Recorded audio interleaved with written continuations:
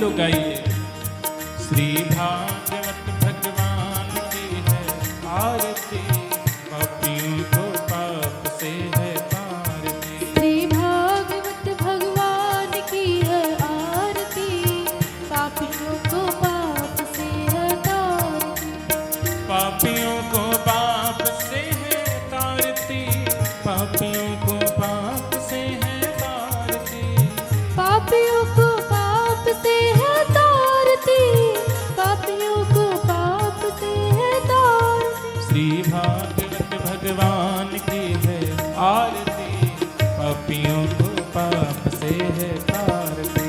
श्री भागवत भगवान की है आरती, पापियों को पाप से है तारती। ये अमर ग्रंथ ये मुक्ति पंथ ये पंचम वेद निराला, नव ज्योति जलाने वाला।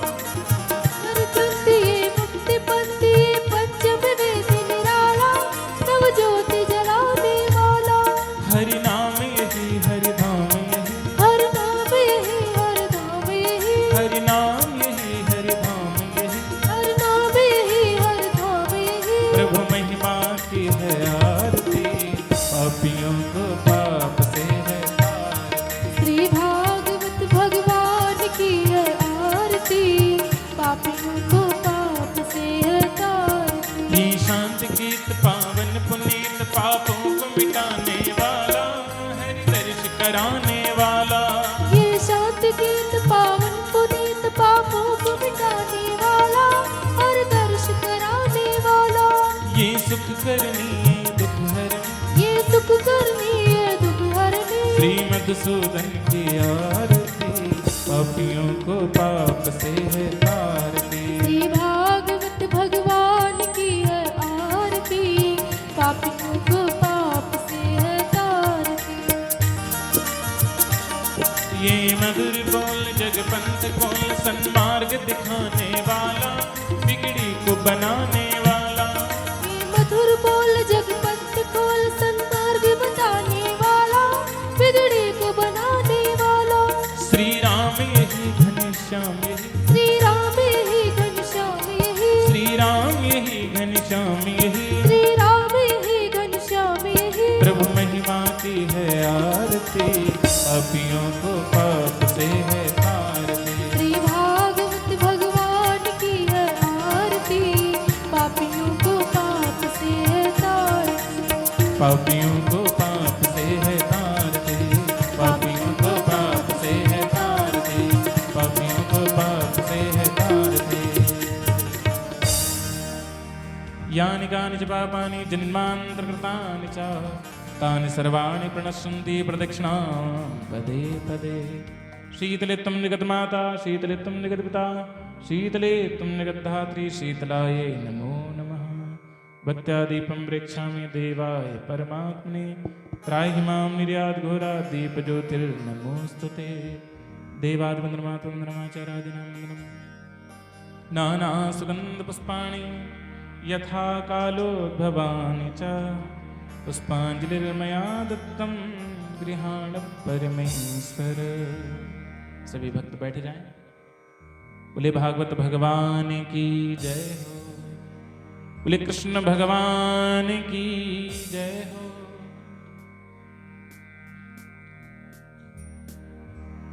बड़े भाग्य मानुष तन पावा, बड़े भाग्य मानुष तन पावा।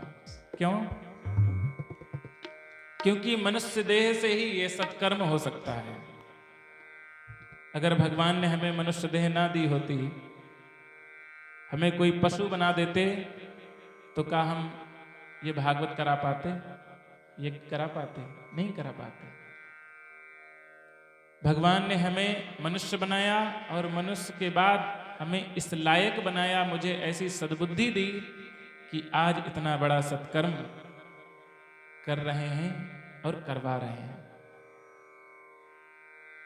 तो आइए उन्हीं परमात्मा का स्मरण करें और भगवान से प्रार्थना करें कि प्रभु हमारे हृदय में विराजमान होकर के आप हमेशा हमेशा ऐसी ही सद्बुद्धि बनाए रखना ताकि मैं आपकी हमेशा हमेशा कथा रस को पान करता रहूं। बोले सद्गुरुदेव भगवान की जय।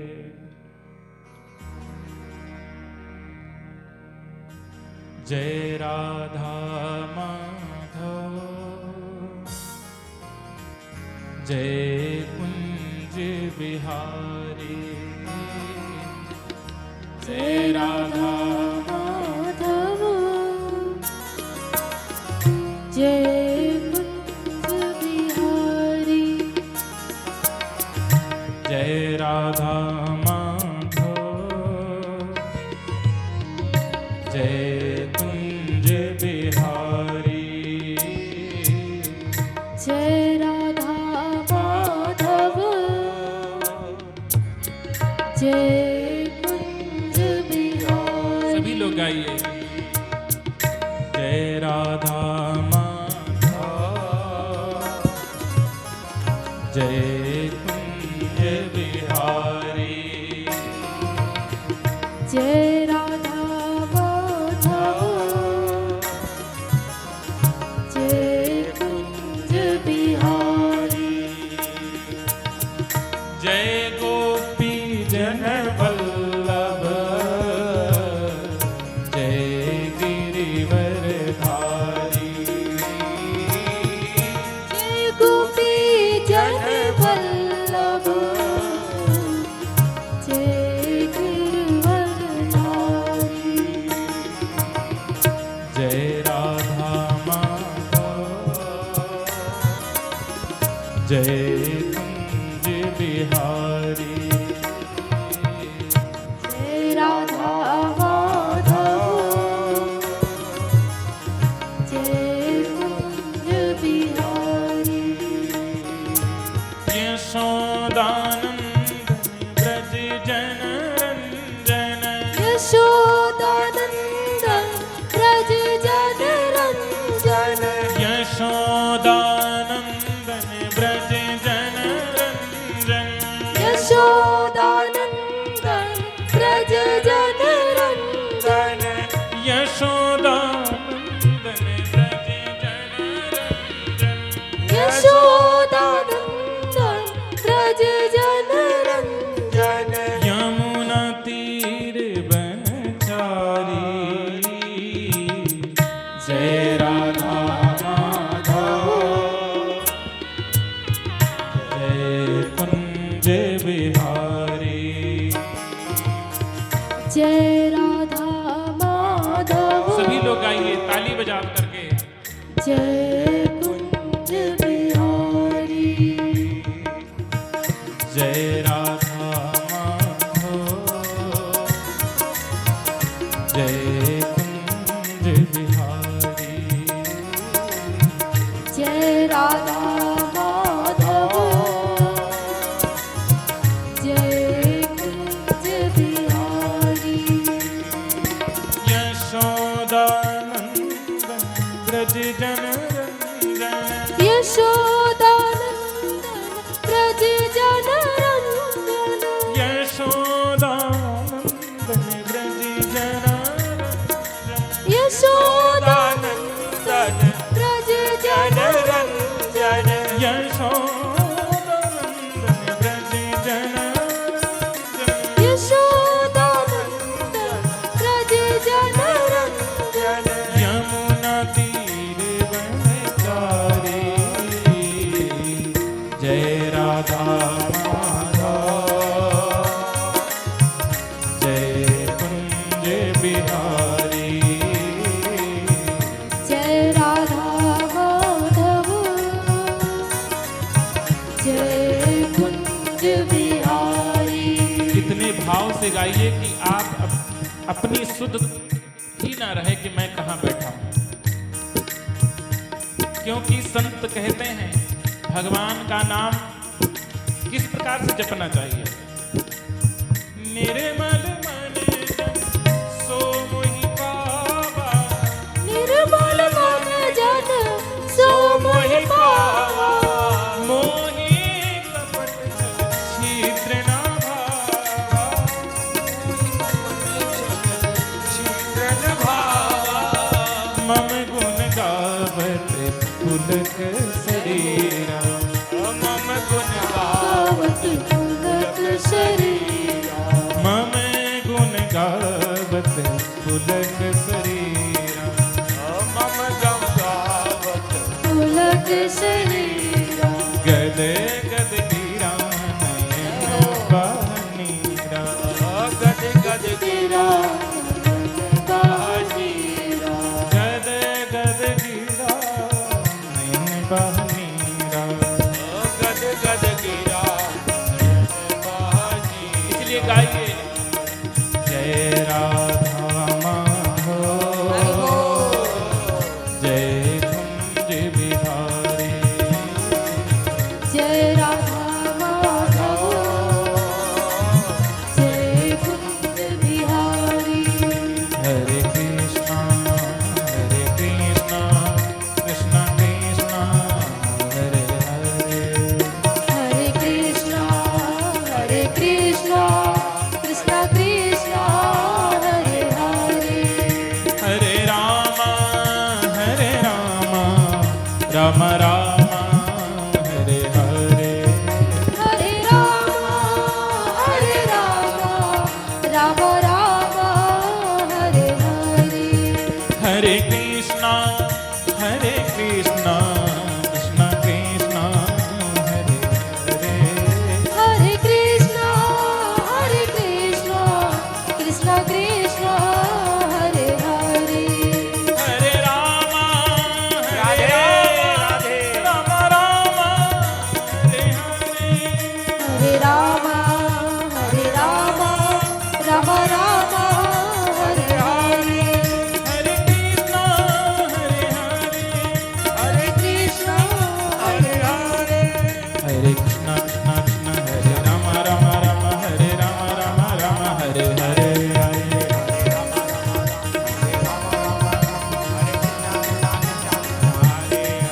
हरे कृष्णा कृष्णा कृष्णा हरे कृष्णा कृष्णा हरे हरे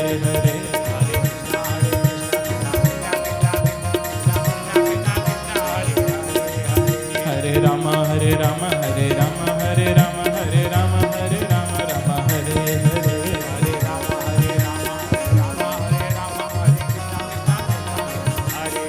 हरे हरे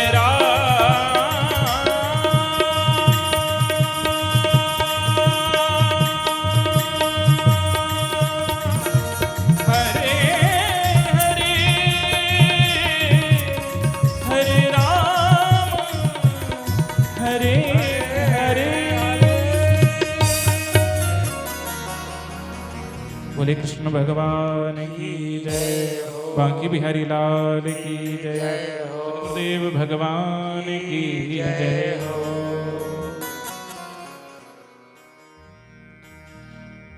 योऽन्तः प्रविश्य मम वाचमिमां प्रसूप्तां सञ्जीवयत्यखिलशक्तिधर स्वधाम्ना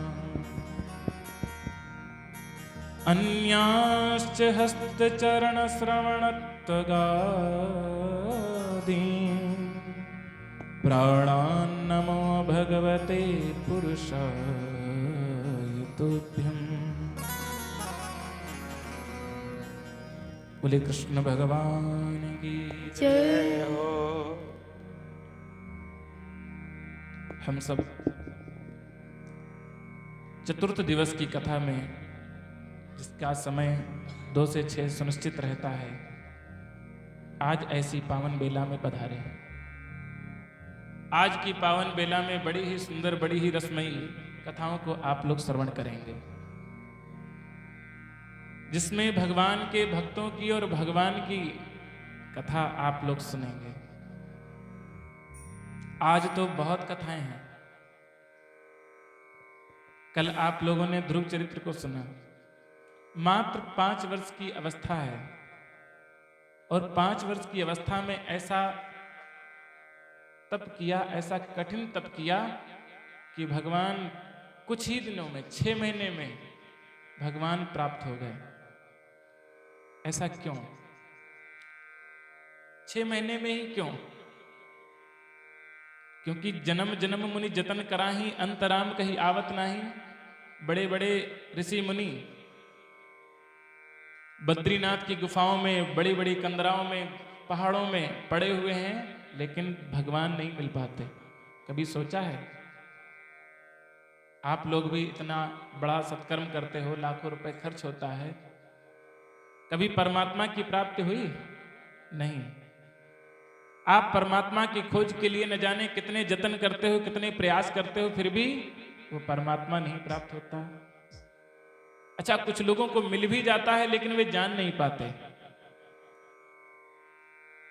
तुलसीदास जी नहीं जान पाए तो हम लोग कैसे जान सकते हैं? तुलसीदास जी जिस समय चित्रकूट के घाट पर बैठ करके चंदन घिसते थे, राम जी बार बार आते थे लेकिन वे पहचान नहीं पाते थे, तो उनको किसने पहचानवाया? हनुमान जी ने। जरा ध्यान दीजिएगा, बात थोड़ी रहस्यमयी है, बात मैं पूरी बताना चाहता हूं, अगर आप समझदार होगे तो जान जाओगे।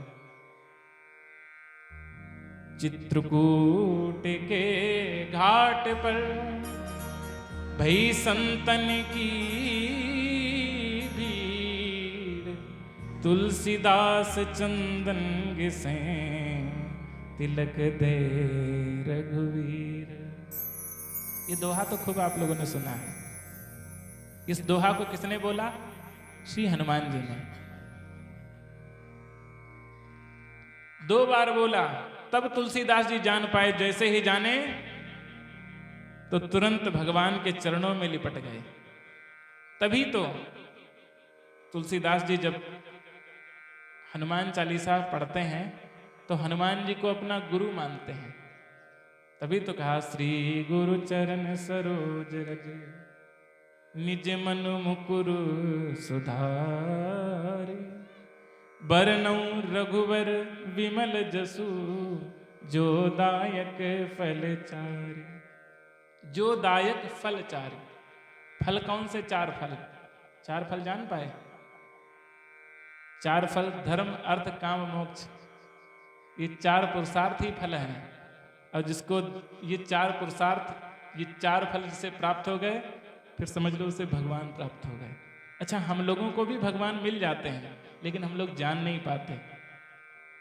प्रथम दिन महात्मा में ही बताया गया कि परमात्मा किस रूप में है? परमात्मा सत्य स्वरूप है, चैतन्य स्वरूप है, आनंद स्वरूप है। किंचित नास्तिक लोग भगवान को नहीं मानते। वे कहते कहीं परमात्मा नहीं होता, केवल कर्म करो, अपने बाहुबल पर भरोसा करते हैं, लेकिन वे भी आनंद को चाहते हैं। देखो, अगर वो आनंद को चाहते हैं तो ये जान लीजिए हमारे भगवान को ही चाहते हैं, क्योंकि आनंद स्वरूप परमात्मा ही है। जिसके पास आनंद है, सुख है, तो समझ लो उसके पास भगवान है। और जो पीड़ित है, जिसके पास आनंद नहीं है, दुखी है, अभाव में असंतुष्ट रहता है, तो समझ लो उसके पास भगवान नहीं है। ध्रुव महाराज को 6 महीने में भगवान क्यों मिले? क्योंकि उनको गुरु मिले। देखिए, गुरु का बड़ा महत्व होता है। हमारे जीवन में यदि गुरु है तो हमें सब चीजें तत्काल मिल जाया करती हैं। क्योंकि गोस्वामी तुलसीदास जी कहते हैं, गुरु बिन भवनिधि तरये न कोई, चाहे विरंची शंकर किम होई। कल हमारे गुरुदेव ने बड़ी प्यारी फटकार लगाई। अच्छा, कुछ लोगों को अच्छा भी लगा, कुछ लोगों को बुरा भी लगा। क्यों? जाकी रही भावना जैसी, जाकी रही भावना जैसी, जाकी रही भावना जैसी।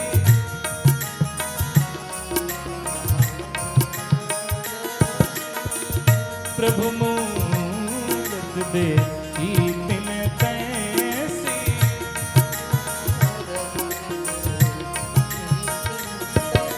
प्रभु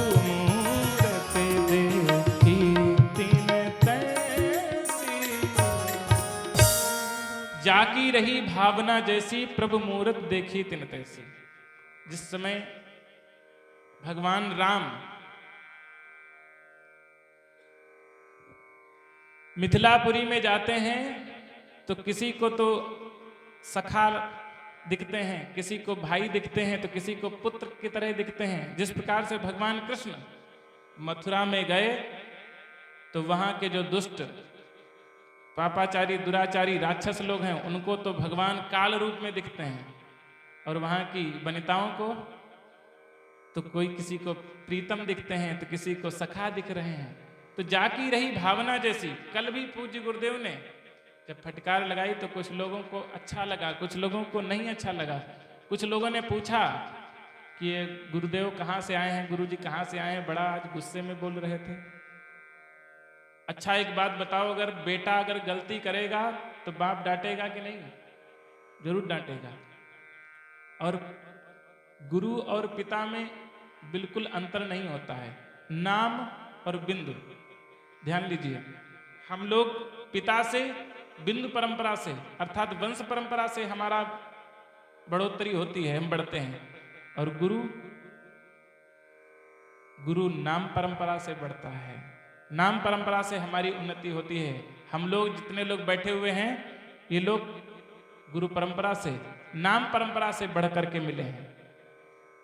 वंश परंपरा से जुड़ने वाले व्यक्ति यहीं तक रहते हैं, और जो गुरु परंपरा से जुड़ जाता है तो यहां भी जुड़ा रहता है और वहां भी जुड़ा रहता है। इसलिए यहां के नातों से, यहां के रिश्तों से बढ़कर के गुरु का नाता अधिक माना जाता है। ध्यान दीजिए, तो गुरु का कितना महत्व है। गुरु संत कहते हैं कि शिष्य का जन्म ही उसी दिन से माना जाता है जिस दिन से वह गुरु कर लेता है। देखिए कथाएं तो बहुत हैं, कथा तो हम सुनाई देंगे, क्षण भर में कथा सुन जाओगे, कथा सुनी भी है, लेकिन अपने महत्व को, अपने पिता के महत्व को, अपनी माँ के महत्व को, अपने गुरु के महत्व को अगर भूल गए तो ये कथा भी हमें समझ में नहीं आएगी। सही कह रहे कि नहीं परीक्षित जी? इसलिए महत्व को समझिए। आज की स्थिति यही हो गई है कि बेटा अपने पिता का महत्व भूल गया है, माँ का महत्व भूल गया है। जब वो छोटा था तो कहते हैं कि जब छोटा था तो अपने कपड़े तक नहीं ढूंढ पाता था। आज वो थोड़ा बड़ा हुआ तो कहता है कि माँ तुम्हें समझ में नहीं आता, तुझे अकल नहीं है। वही बेटा कहता है। तो हमारे जीवन में गुरु का महत्व कितना है, जरा ध्यान दीजिए। एक दृष्टांत सुनाऊं आपको। मनीष जी ध्यान से सुनिएगा। एक बूढ़ी माता थी, रोज शिव मंदिर में जाया करती थी, रोज एक लोटा जल महादेव पर चढ़ाया करती थी। एक दिन की बात है कि महादेव प्रसन्न हो गए। वो बूढ़ी माता सवेरे 4 बजे उठना, स्नान ध्यान करना और सवेरे 4 बजे उठ करके मंदिर में पहला ही पूजन करना। महादेव प्रसन्न हो गए। महादेव ने कहा, बूढ़ी माँ मैं तेरी पूजा से बहुत प्रसन्न हूं, मुझसे एक वरदान मांग लो। तो पहले तो डर गई, डरना भी चाहिए।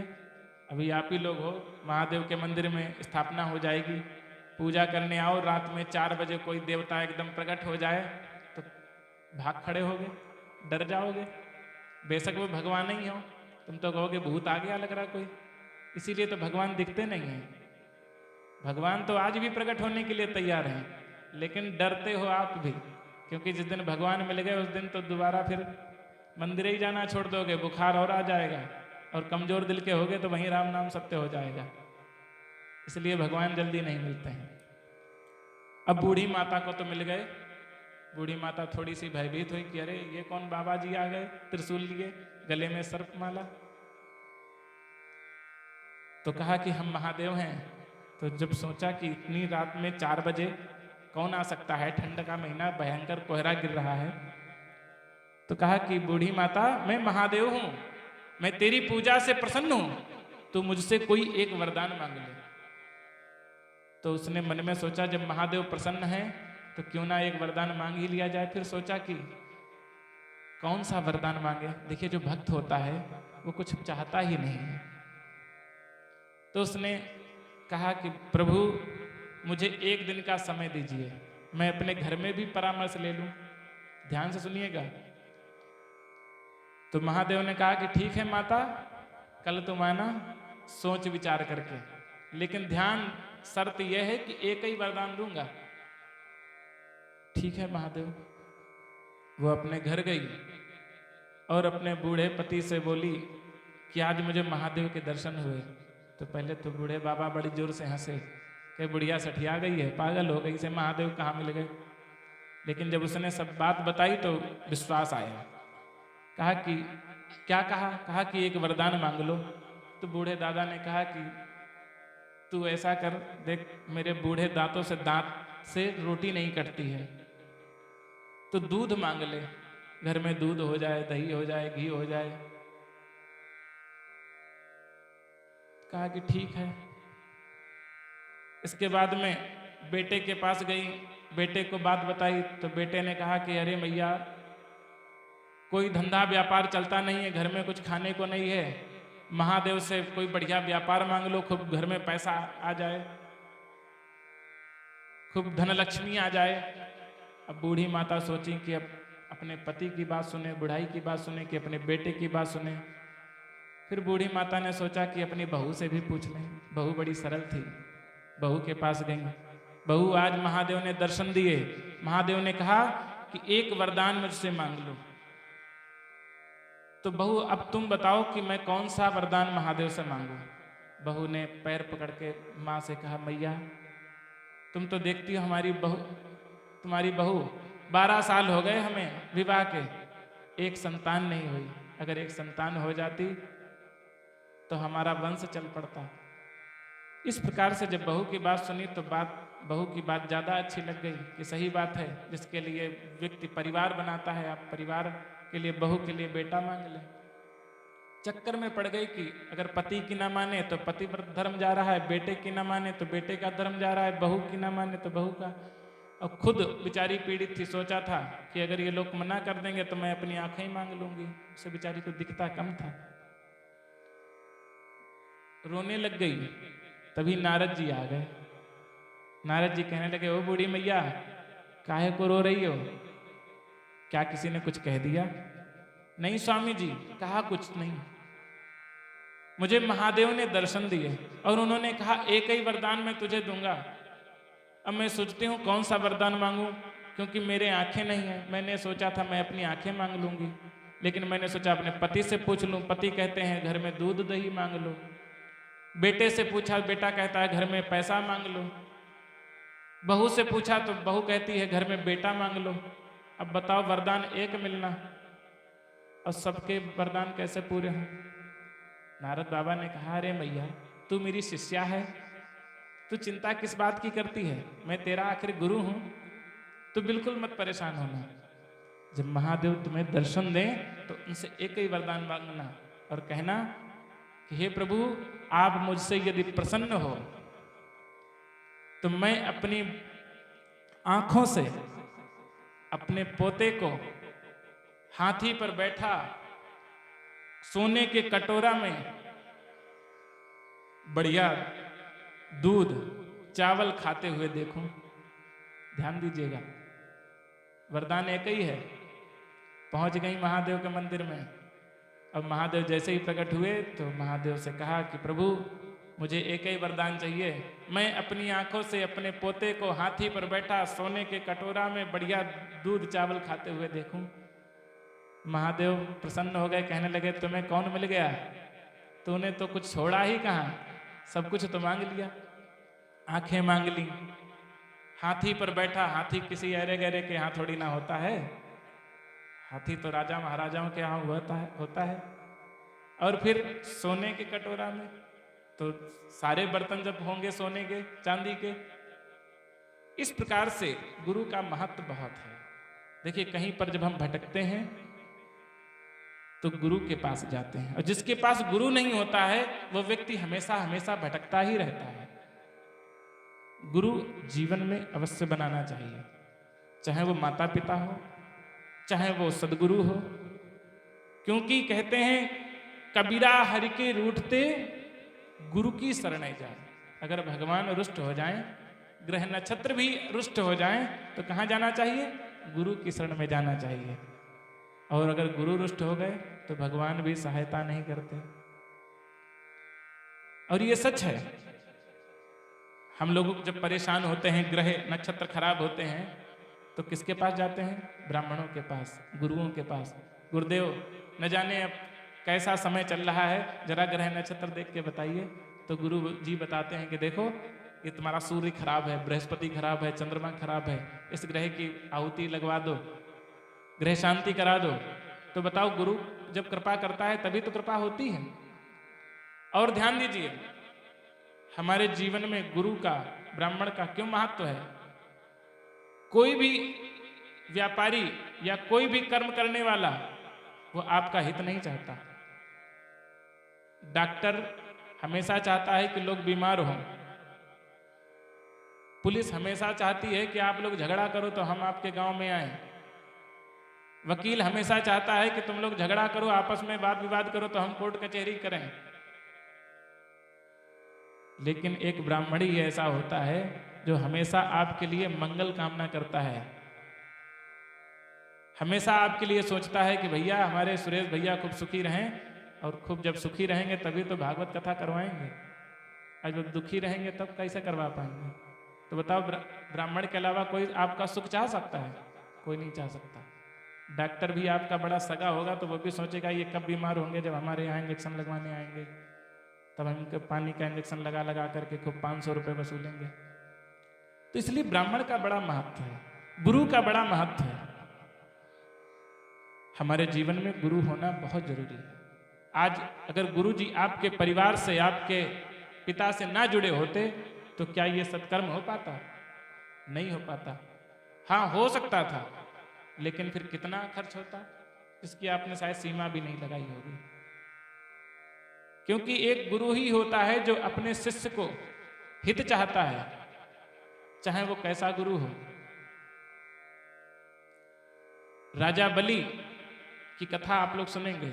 शुक्राचार्य ने लाख प्रयास किए कि ये छलिया है, ये विष्णु है, ये वामन नहीं है, लेकिन बलि ने एक भी बात ना मानी। तो क्या हुआ? यद्यपि भगवान थे, लेकिन देखिए, बलि की कथा से प्रेरणा मिलती है। बलि ने गुरु की बात नहीं मानी तो क्या हुआ? बलि का सर्वस्व प्रभु ने नाप लिया। अच्छा, अगर गुरु की बात अगर मान गया होता तो क्या वामन, क्या 53 होते? एक कदम भी नाप नहीं पाते। है बात कि नहीं? इसलिए गुरु का होना बड़ा जरूरी है। और गुरु होने के साथ साथ गुरु से परामर्श भी लेना जरूरी है। गुरु तो लोग कर लेते हैं, फिर गुरु जी से कोई मतलब नहीं। नाम दीक्षा ले ली, गुरु जी साल में आ गए तो बहुत अच्छी बात, नहीं तो कोई बात नहीं। गुरु से हमेशा जुड़े रहना चाहिए। कोई भी बात हो तो पहले गुरु जी से पूछना चाहिए, और नहीं तो कहते हैं, गुरु के वचन प्रतीत न जेहि,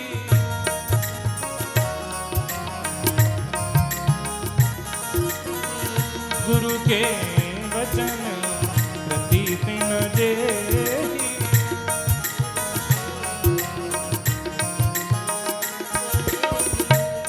भैया आवाज बढ़ा दीजिए। गुरु के वचन प्रतीत न जेहि,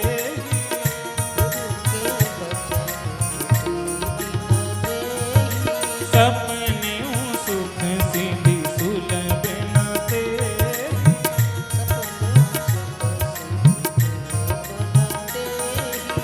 सपने सुख सिद्धि सुलभ न तेहि, सुलभ न तेहि, सुलभ न तेहि। सपने सुख सिद्धि सुलभ न तेहि। प्रथम तो आपके घर का सुख चला जाएगा अगर आपने गुरु को छोड़ दिया, और कोई सिद्धि प्रसिद्धि अगर लेना चाहो तो वह भी नहीं मिल सकती, क्योंकि गुरु के वचन प्रतीत न जेहि। अगर गुरु के वचनों पर ध्यान न दिया, इसलिए अपने गुरु के साथ साथ उनके वचनों को भी मानो, अपने घर में बुलाओ, तब आपका कल्याण होगा। बोलिए श्री कृष्ण भगवान की जय, बोलिए सद्गुरुदेव भगवान की जय। तो कल जो ध्रुव जी महाराज की कथा आपने श्रवण की, ध्रुव महाराज को जो 6 महीने में भगवान प्राप्त हुए, तो ये भगवान गुरु भगवान की कृपा हुई, तब भगवान प्राप्त हुए। इन्हीं ध्रुव जी के वंश में महाराज अंग हुए। अंग बड़े ही सदाचारी, भगवान के भक्त, संतों के भक्त। लेकिन इनका एक बेटा हुआ वेन, जो बड़ा दुष्ट हुआ, बड़ा दुराचारी, पापाचारी। तो उसकी शिकायतें इतनी ज्यादा आती तो महाराज अंग को बड़ा कष्ट हुआ और अपना राज्य, संपदा, संपत्ति छोड़ करके वन को चले गए। और जब महाराज अंग राज्य छोड़ करके चले गए तो उस राज्य का कोई राजा नहीं, तो बेन को ही राजा बना दिया गया। बेन जैसे ही राजा बना तो उसने समस्त धर्म पर बेन लगा दिया। कैसा बेन लगाया? न यष्टव्यम न दातव्यम न होतव्यम द्विजा क्वचित। ना कोई दान करेगा, ना कोई यज्ञ करेगा। सर्वदेव मयो नृपः, केवल राजा की ही पूजा करें। अच्छा, कुछ राजा ऐसे होते भी हैं जो केवल अपनी ही पूजा कराना चाहते हैं। ऐसे राजाओं की गति क्या होती है? क्योंकि जब उसने कभी कुछ उसके पास नहीं है तो वो दूसरे का कल्याण क्या करेगा। जैसे एक राज्य था, ध्यान से सुनिएगा, एक ऐसा राज्य था, उस राज्य के पास एक बहुत भयंकर जंगल था। उस राज्य का यह नियम था कि 5 वर्ष के बाद उस राजा को एक जंगल में छोड़ दिया जाता था, उसी जंगल में। और उस जंगल में बनेले पशु उसका संहार कर देते थे, मार देते थे। वहां के लिए जल्दी कोई राजा ही नहीं बनता था। एक बार की बात है, वहां कोई राजा बनने के लिए तैयार ही नहीं। तभी एक महात्मा जी निकले, योगी बाबा, सतीराम भैया। वहां के लिए कोई राजा बनने के लिए तैयार नहीं था, तो योगी बाबा निकले। तो योगी बाबा को पकड़ लिया कि भैया, बाबा जी, अब हमारे राज्य के तुम ही राजा बन जाओ। तो योगी बाबा ने तो पहले मना किया कि हम देखो राजा नहीं बनना चाहते, क्योंकि हम सब छोड़ छाड़ के हम खुद बाबा बने हैं, अब फिर तुम हमें राजा बना दो। कह लगे नहीं प्रभु, आप ही राजा बन जाओ। देखिए, एक होती है राजगद्दी, एक होती है व्यास गद्दी। जरा ध्यान से सुनिएगा। जब व्यास गद्दी पर अड़चन आने लग जाती हैं, विधर्मी लोग उस पर आक्रमण करने लग जाते हैं, तब राजगद्दी का धर्म बनता है कि वे व्यास गद्दी की रक्षा करें। और जब राजगद्दी पर आक्रमण आने लग जाता है, तब व्यास गद्दी का धर्म बनता है कि उसकी रक्षा के लिए संत समाज से, वहां के जनमानस से संभाषण करे, गोष्ठी करे और एक अच्छे राज्य के लिए एक अच्छा राजा चुने। और वहां के राज्य के लोगों ने योगी बाबा को बना दिया राजा। योगी बाबा यदि बनना नहीं चाहते थे, बन गए राजा। अब कहने लगे कि हम तुम्हारे मुख्यमंत्री, अब तुम हमारी प्रजा। तो कहने लगे ठीक सरकार, आप जैसा आदेश करोगे वैसा होगा। तो योगी बाबा जैसे ही बैठे तो प्रथम आदेश दिया कि देखो ये जो जंगल है, इस जंगल को बढ़िया से साफ कराओ। तो जंगल को साफ करवा दिया गया। तो कहा इसमें बड़े बड़ी कॉलोनियां बनवाओ। बढ़िया कॉलोनियां बनवा दी गई, पार्क बनवा दिए गए, बढ़िया सुंदर सुंदर इलेक्ट्रिक लाइन डलवा दी गई, बढ़िया सुंदर व्यवस्था करवा दी गई। 5 वर्ष जैसे ही पूरे हुए तो कहा योगी बाबा ने, अब बताओ हम इधर रहें कि उधर रहें। तो वहां की प्रजा ने कहा महाराज अब तो इधर से बढ़िया उस जंगल में मंगल हो गया है। तो अगर हर राजा की तरह योगी बाबा ने भी खूब खाया होता तो फिर उस जंगल में छोड़ दिए जाते और मारे जाते। लेकिन योगी बाबा ने कहा ना हम खाएंगे ना खाने देंगे। तो आज भी यही स्थिति है। जिन राजाओं को जैसे ही राजपद मिलता है तो वे अपने घर को पहले भरने पोषण करने लग जाते हैं, क्योंकि जब पहले हम विकसित हो लें तब हम समाज को विकसित करेंगे। तो ऐसे राजा का हमें तिरस्कार करना चाहिए। जैसे ही बेन की यह दशा संतों ने देखी तो पहले तो समझाया कि देखो बेन, ये जो कार्य कर रहे हो ये बात अच्छी बात नहीं है। तब संत महात्माओं को उसने डांटते हुए कहा कि सांप्रदायिकता फैलाते हो। तभी संतों ने हुंकार भरी, तो जैसे ही हुंकार भरी कि हुंकार भरते ही बेन मर गया, उसके प्राण निकल गए। बेन जैसे ही मर गया तो सब संतों ने, वहां की प्रजा ने सोचा कि अब राजा किसे बनाया जाए। तो उसके शरीर को मंथन किया गया, जिससे